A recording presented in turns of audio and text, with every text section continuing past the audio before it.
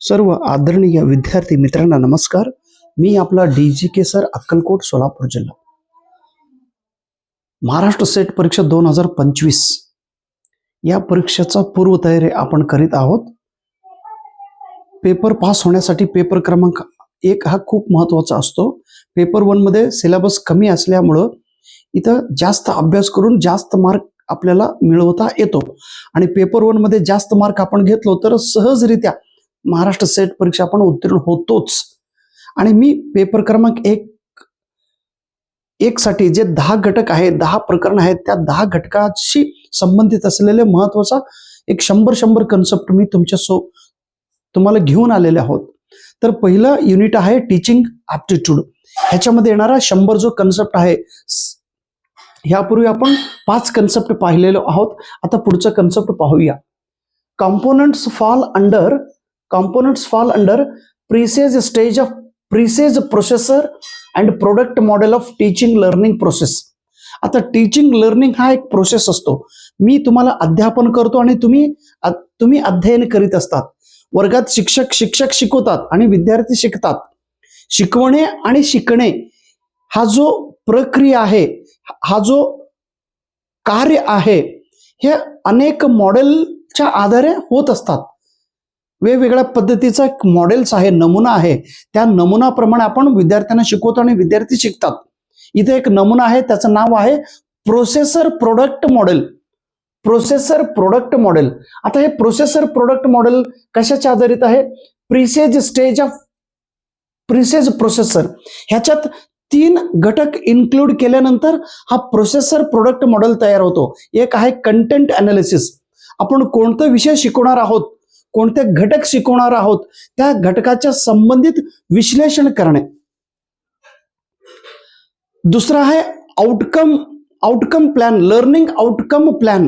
विद्यार्थी तो घटक शिकल्यानंतर त्याच्यात काय बदल होतो, त्याच्यात काय नॉलेज येतो, त्याच्यात काय नवीन कौशल्य येतो, हे त्याचा आउटकम आहे, लर्निंग आउटकम आहे. आणि त्याचं प्लॅनिंग आपल्याला इथं करावं लागतो. म्हणजे काय शिकवायचं आहे, म्हणजे कंटेंट अनालिसिस करत असताना मला कोणता घटक शिकवायचा आहे, किती घटक शिकवायचे आहे, कोणतं उदाहरण द्यायचं आहे, कंटेंट अनालिसिस करणे. आणि त्यानंतर आपण शिकवलेले घटक विद्यार्थ्यांना किती समजतात, समजल्यानंतर काय त्यांच्यामध्ये बदल होणार आहे, ते आउटकम मध्ये आपल्याला चेक करावं लागतो. आणि लर्निंग मोटिवेशन, विद्यार्थी तो घटक शिकण्यासाठी आपण त्यांना प्रेरणा दिला पाहिजे. जर आपण व्यवस्थितरित्या प्रेरणा दिलो तर तो विद्यार्थी तो घटक जास्तीत जास्त प्रमाणे शिकत असतात. हा तिन्ही घटक ज्या प्रोसेसमध्ये आहे, अशा प्रोसेसला teaching learning process, process or product model असे म्हणतात. Content analysis, learning outcome plan आणि लर्नर्स मोटिवेशन. आणि त्याच्यानंतर एक नवीन कन्सेप्ट आहे conative aspect of evaluation. Evaluation technique includes. आता इव्हॅल्युएशन ह्याचा अर्थ काय? मूल्यमापन करणे.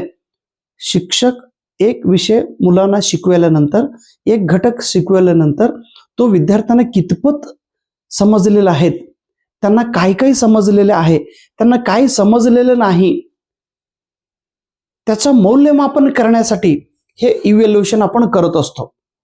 आणि हे इव्हॅल्युएशन करीत असताना कोणतं टेक्निक वापर करतो? स्टिम्युलेशन म्हणजे त्यांना उत्तेजित करणे, की बाबा ह्या विषयाबद्दल तुला काय समजतात, तुला काय समजले ते सांग. आता कोनेटिव्ह ह्याचा अर्थ, कोनेटिव्ह म्हणजे इंटेन्शन पूर्वक आपण त्या विद्यार्थ्यांचं मूल्यमापन केलं पाहिजे. त्याच्यानंतर आहे OL, oriental learning. Oriental learning ह्याचा अर्थ काय माहिती आहे का? पूर्वात्य अध्ययन. युरोप खंडात म्हणजे जे इंग्लंड आहे, पोलंड आहे, इटली आहे, जर्मनी आहे, ह्या जो युरोप खंड, इथं उत्तर अमेरिका, इथं दक्षिण अमेरिका, हे आफ्रिका खंड आहे, इथे एशिया खंड, इथं आपला भारत देश आहे. ओके, हे ऑस्ट्रेलिया आणि हे न्यूझीलंड, इथं जे घटक आहेत भारत. युरोपमध्ये आपण बसून युरोपच्या लोकांनी भारताच्या संबंधित किंवा हे पूर्व राष्ट्रांच्या संबंधित केलेले अध्ययन इथलं संस्कृती, पूर्वात्य देशाच्या संस्कृती, इथले भाषा, इथं असलेले लोकांची स्वभाव, इथं या देशात झालेले घटनावळी, इतिहास, संस्कृती, भाषा ह्याच्याबद्दल अध्ययन करणे ह्याला ओरिएंटल लर्निंग असे म्हणतात. Studies of near eastern and far eastern societies and culture, language, people, history and archaeology. Europe खंडातील लोकांनी पूर्वाकडील म्हणजे आपलं भारत देश आहे, जपान देश आहे, चीना देश आहे, पाकिस्तान आहे, बांगलादेश आहे, श्रीलंका या राष्ट्राबद्दल केलेले अभ्यास म्हणजे त्याला ओरिएंटल लर्निंग असे म्हणतात. NEP 2020 प्रमाणे हे काय रेकमेंड केलेलं माहिती आहे का? काय सांगतात? Increase the gross enrolment ratio in higher education including vocational education in 2018 to the expected said gross enrollment ratio in 2035. 2018 पासून 2035 पर्यंत म्हणजे 18 ते 35 पर्यंत आपल्याला उच्च शिक्षणामध्ये विद्यार्थ्यांच्या ऍडमिशन प्रक्रिया वाढवायची आहे. आता 2018 मध्ये विद्यार्थ्यांची संख्या आहे 26%, 26.3 आहे. हायर एज्युकेशन मध्ये विद्यार्थी ऍडमिशन घेण्याची जो रेशिओ आहे सध्या, आणि त्याला 50% पर्यंत वाढवायचं आहे, आणि ते 2035 पर्यंत त्याच्या इन्क्लूड आहे वोकेशनल एज्युकेशन हे गृहीत धरून आपल्याला हे विद्यार्थ्यांची संख्या वाढवायचं आहे. त्याच्यानंतर डिस्कशन मेथड, चर्चा पद्धती, अभ्यास, एखादा विषय शिक्षक विद्यार्थ्यांना शिकवत असताना डिस्कशन मेथड वापर केला पाहिजे. आणि हे चर्चा पद्धत वापर केल्यानंतर काय काय फायदा होतो? पहिला होतो अंडरस्टँडिंग अँड एक्सपिरियन्स. विद्यार्थ्यांना तो घटक समजतो, आणि तो घटक समजल्यामुळे त्यांना काय वाटतात, त्यांचा काय अभिप्राय आहे, त्यांचा काय विचार आहे ते व्यक्त करीत असतात. विद्यार्थी त्या विषयाच्या संबंधित त्यांच्या पूर्व अनुभवाच्या आधारे ते माहिती सांगत असतात. Reflective level of experience. विद्यार्थी त्याच्यात भाग घेतल्यानंतर प्रत्येक विद्यार्थी रिफ्लेक्टिव्ह करीत असतात. रिफ्लेक्टिव्ह म्हणजे प्रतिबिंब करणे. काय समजलेलं आहे तो व्यक्त करणे, काही समजलेलं आहे ते इतरांना सांगणे, काय त्यांना माहिती आहे तो इतरांसमोर मांडणे, त्याला रिफ्लेक्टिव्ह असे म्हणतात. Reflective level of experience. आणि त्याच्यानंतर ऍक्टिव्ह लर्निंग. चर्चा पद्धतीमध्ये प्रत्येक विद्यार्थी हा ऍक्टिव्ह असतो, तो पॅसिव्ह नसतो. ते सक्रियाने त्याच्यामध्ये भाग घेतो आणि तो विषय शिकत असतो. त्याच्यानंतर आहे online teaching has an advantage. Online teaching, आता ऑफलाईन टीचिंग आणि ऑनलाईन टीचिंग. कोरोना काळात ऑनलाईन टीचिंग वरती जास्त भर दिला होता. आता बघा, मी जे विषय शिकवत आहे, जे सेटनेट संबंधित माहिती मी तुम्हाला सांगत आहे, तुम्हाला शिकवत आहे, कशाच्या माध्यमातून? युट्यूबच्या माध्यमातून. म्हणजे ऑनलाईन पद्धतीने मी तुम्हाला शिकवत आहे, आणि तुम्ही काय करत आहात? ऑनलाईन पद्धतीने तुम्ही शिकत आहात. इथं ह्याचा काय फायदा होतो? म्हणजे आपण कितीही दूर असला तरी मी जे माहिती सांगतो तो तुमच्यापर्यंत येतो. पहिला फायदा आहे use of multimedia system. Multimedia सिस्टीमचा वापर ह्याच्यामध्ये होत असतो. आता मी माईकचा वापर करतो, युट्यूब, मोबाईल आहे, मोबाईल स्टँड आहे, स्कॅनर आहे. तुम्ही म्हणजे हेडफोन घालून तुम्ही तो ऐकत असतात, तुम्ही पाहत असतात. Well structuring of content, well structuring of teaching. शिक्षक तो विषय ऑनलाईन पद्धतीने शिकवत असताना काय शिकवायचं, किती शिकवायचं आहे, कोणतं घटक सांगायचं आहे विद्यार्थ्यांना, त्याचं पूर्ण प्लॅनिंग करून, त्याच्यावरती पूर्ण स्टडी करून ते तुम्हाला शिकवत असतात. आता उदाहरण, मी तुमच्या समोर येण्या अगोदर मी बोर्डवरती सगळं माहिती लिहितो, त्याच्यावरती अभ्यास करतो, आणि कोणतं उदाहरण सांगायचे, कधी सांगायचे आणि किती सांगायचे हे सगळं प्लॅनिंग करून तुम्हाला मी शिकवत असतो. Objective based teaching.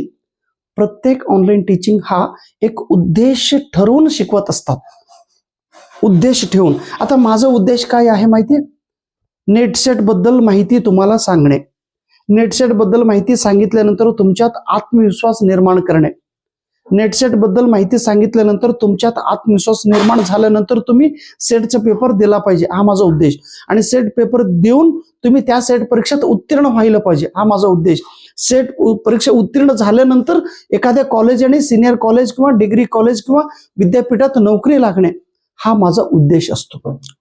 प्रत्येक ऑनलाईन टीचिंग उद्देश ठेवून.